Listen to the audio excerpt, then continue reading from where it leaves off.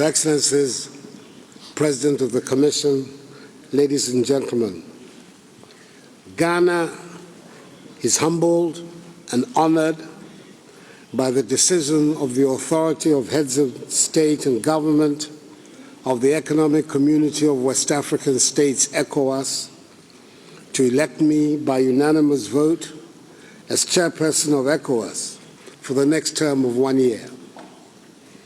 I thank Your Excellencies for this extraordinary privilege, which puts me in the same shoes as my predecessors as presidents of the Republic of Ghana, specifically Their Excellencies Jerry John Rawlings, John Agyekum Kufuor, and John Dramani Mahama, who have enjoyed in times past a similar privilege.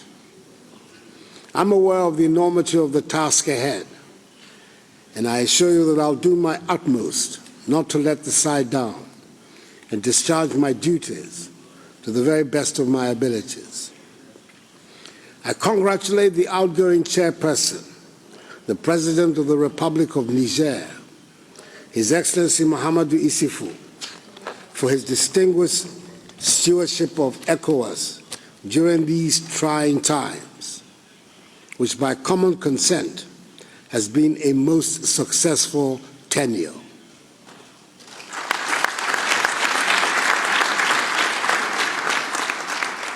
The people and government of Niger are also to be commended for their warm hospitality and for making these excellent facilities available to us over the course of the year. President Issoufou leaves office to the loud applause of his peers. Mamadou Bonami et chers frères, merci beaucoup pour tout. Mamadou, my dear brother and friend, thank you very much for everything. Excellencies, I'm fully aware of the challenges which confront West Africa. Past leaders of ECOWAS have demonstrated their collective will and determination to drive the agenda of regional integration, opening up our economic frontiers, encouraging healthy competition amongst member states, and ensuring that we adhere to our formative principles. As much as considerable progress has been made since the establishment of ECOWAS some 45 years ago, we are all agreed that there's much more to be done to consolidate the socio-economic and political gains made over the years. Excellencies, 5 immediate challenges face our regional organization. Firstly, the continuing activities of terrorists in our region, concentrated for the time being in the Sahelian area, involving Mali, Niger, Burkina Faso, and the northern parts of Nigeria. They seek an opportunity to extend their range southwards to the coastal states of the community.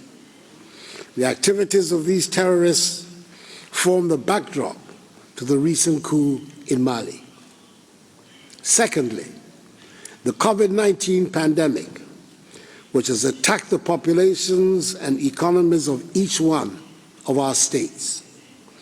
It calls for concerted action on our part to defeat it, including our maximum support to the ECOWAS COVID-19 champion, His Excellency Muhammadu Buhari, President of the Federal Republic of Nigeria.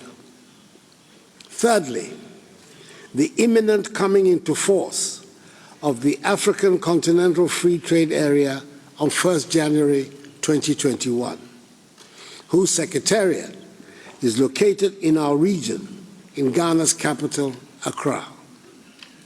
The economies of ECOWAS should be prepared to take full advantage of this seminal development in the life of our continent, and indeed provide the leadership that will enable the AFCFTA to succeed.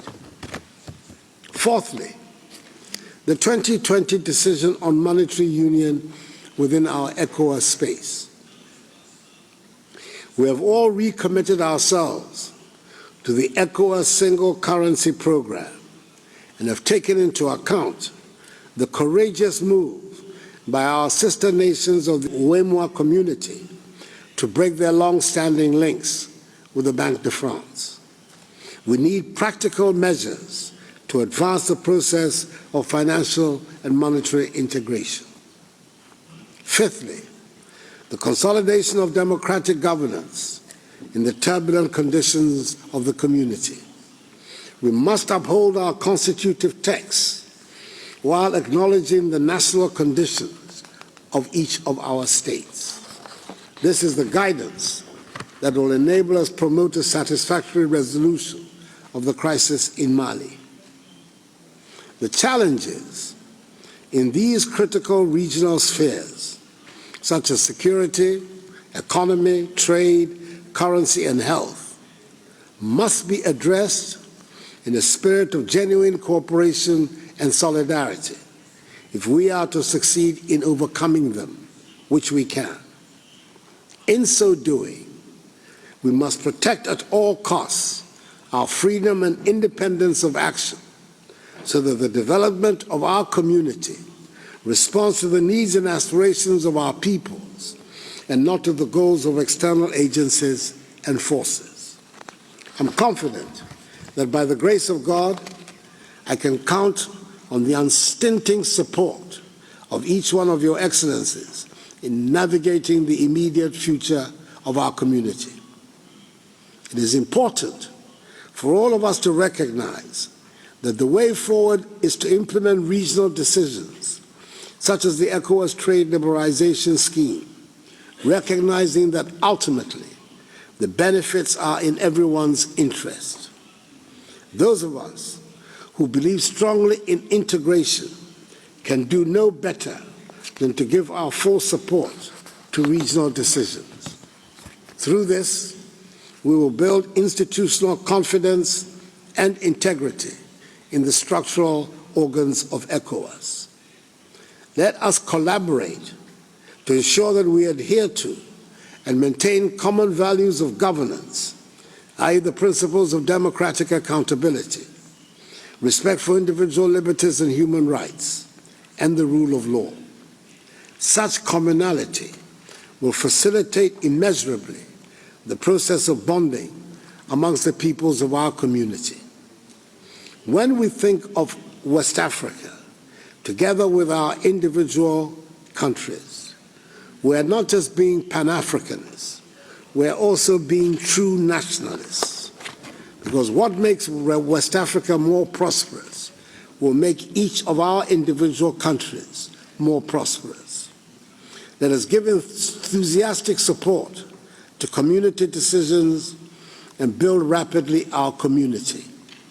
Our peoples deserve no less, and the objectives of peace, progress, and prosperity will thus be within our reach, realizing the historic purposes of ECOWAS.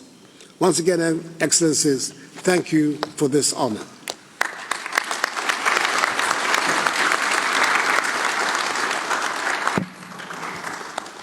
So, Your Excellencies, this brings to a conclusion the proceedings of the 57th Ordinary Session of the Authority of the Heads of State and Government of ECOWAS.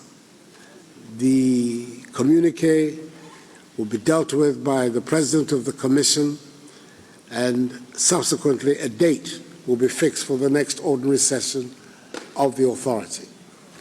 Thank you very much indeed for your cooperation.